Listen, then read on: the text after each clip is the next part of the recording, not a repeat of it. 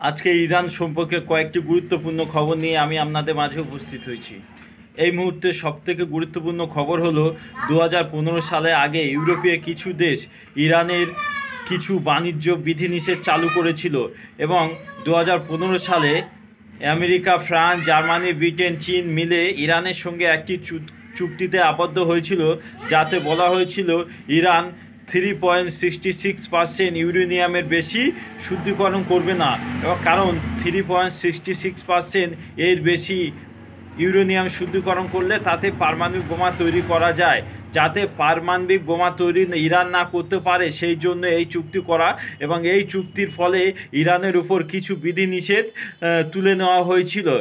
বর্তমানে যা কন্ডিশন, ইরানের উপর আমেরিকার আক্রমণ এছাড়া ইউরোপীয় দেশ ফের বাণিজ্য বিধিনিষেধ শুরু করার ফলে ইরানের সরকারি তরফ থেকে ঘোষণা করা হয়েছে আজ যে ইরান আর 2015 সালের চুক্তিতে আবদ্ধ নেই এবং তা মানবে না, তার থেকে বেরিয়ে এসছে। এছাড়া ইরানের সর্বোচ্চ নেতা আয়াতুল্লাহ আলী খামেনি ঘোষণা করেছে যে মার্কিন প্রেসিডেন্ট ডোনাল্ড ট্রাম্প যদি মনে করে ইরানের উপর আক্রমণ করে তার ইউরেনিয়াম সম্পূর্ণরূপে ধ্বংস করেছে, তাহলে মার্কিন প্রেসিডেন্ট ডোনাল্ড ট্রাম্প দিবা স্বপ্ন দেখছে।